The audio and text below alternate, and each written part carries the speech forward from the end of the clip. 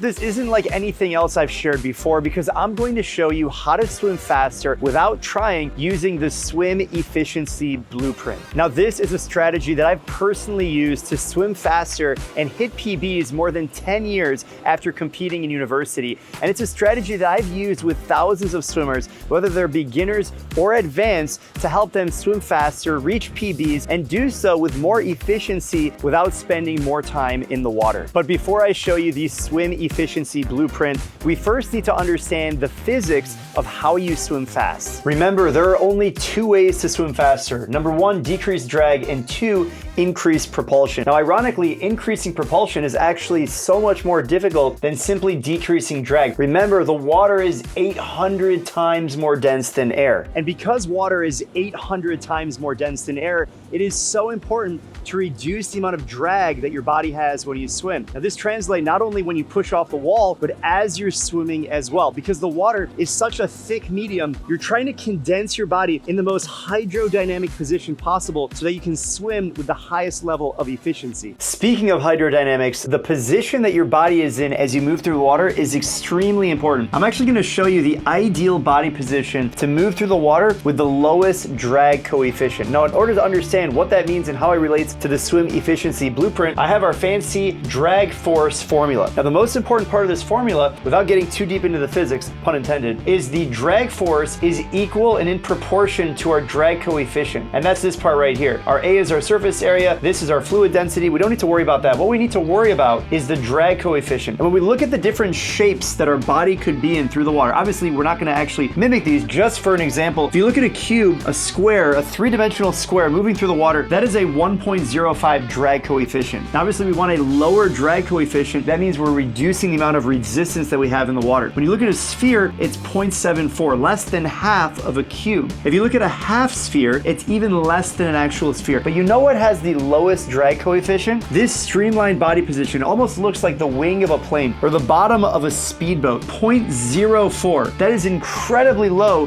when you compare it to even a sphere of 0.47. And when you think about a half body streamlined position, it's actually double that, more than double what this streamlined body position is. So when you think about your body and how you swim, not only how you push off the wall, but the way in which you swim, you are trying to get your body to mimic this streamlined body position because this is where we have the lowest drag coefficient. And if we have the lowest drag coefficient, it means we're going to have the lowest level of force drag on our body, and that's how we're going to actually swim fast. The fastest you will ever swim is when you push off the wall. You literally spend the rest of the length of the pool decelerating, and that's why it's so important to leverage the momentum that you have coming off the wall before you settle into your natural swimming velocity. Now let's talk about momentum. Momentum, represented by P, is equal to our mass times velocity. Pretty simple equation, but what that simply states that if you come off the wall or start with a certain amount of velocity, it's in direct proportion to your mass how much momentum you'll be able to carry. In other words, if you push off the wall and you keep floating, a great drill to do is just see how far you can go and try and improve that, improve your body position,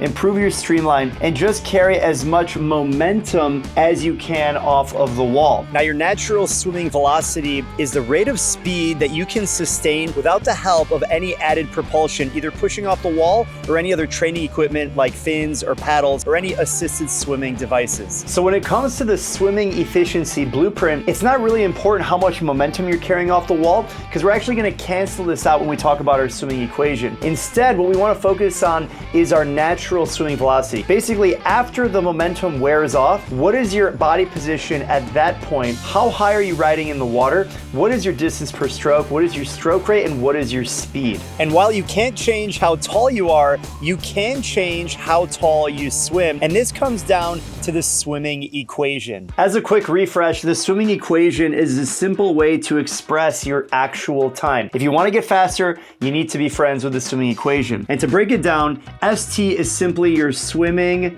time, which equals your start time, your underwater time, plus your turn time, plus plus your cycle count times your stroke rate. Now, for the sake of simplicity, we're actually going to ignore this part. Remember, we're ignoring the momentum phase, and we just want to focus on this part of the equation, which is your cycle count, effectively how many strokes you take per length, and your stroke rate. So to break this down further with a few examples and show you just the power of understanding these numbers and how you can use them to go faster, let's say you take 20 stroke cycles in a 50-meter pool. Remember, we're ignoring the momentum that we have when we push off the wall. Imagine there's a 400-meter pool, and we're taking a segment of 50 meters, and in that 50 meters, 20 stroke cycles. Now, a stroke cycle, if we're talking freestyle, is actually 2 arm strokes. If we're talking breaststroke or butterfly, it's just 1 full stroke. So let's keep it a freestyle to make things easy. 20 stroke cycles means 40 arm strokes in this 50-meter distance. Now, if our stroke rate is 2.5 seconds per stroke cycle, in other words, that would be 1.25 seconds per arm stroke, that means our overall time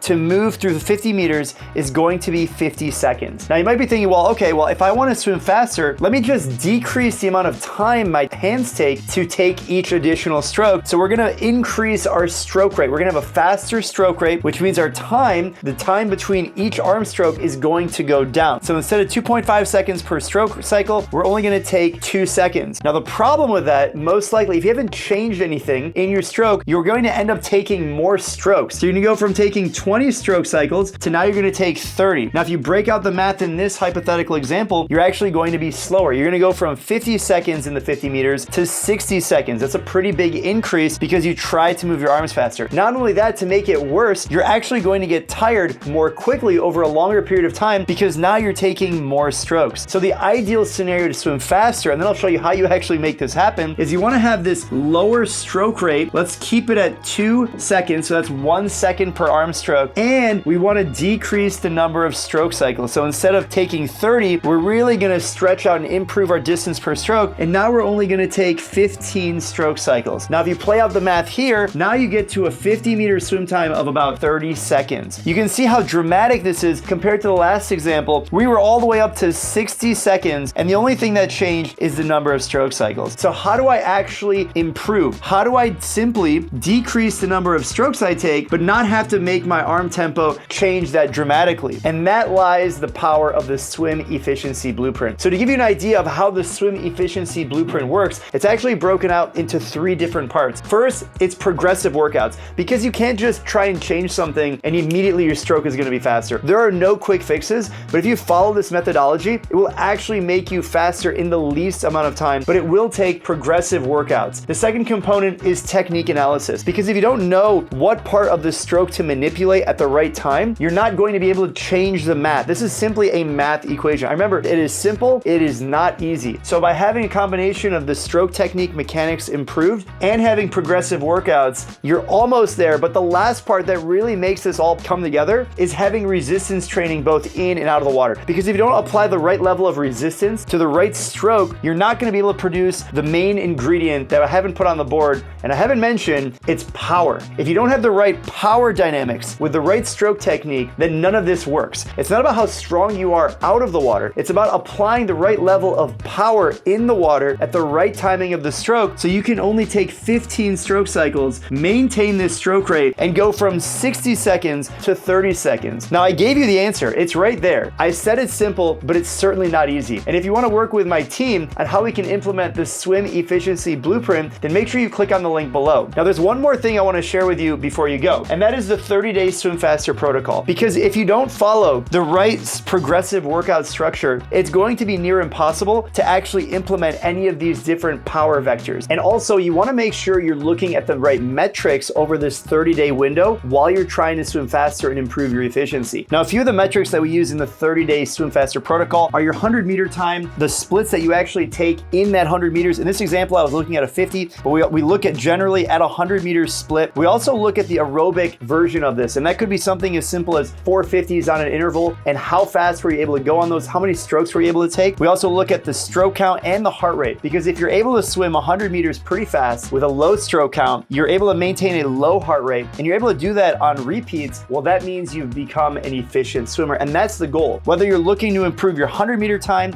or your aerobic capacity for a longer distance swim, then this 30-day swim protocol will certainly help you get there faster. If you're tired of hitting swimming plateaus and feeling exhausted when you finish a swim, and you want to work with my team to implement the Swim Efficiency Blueprint and 30-day Swim Faster protocol, then make sure you click on the link so that way you can swim faster and do so with ease.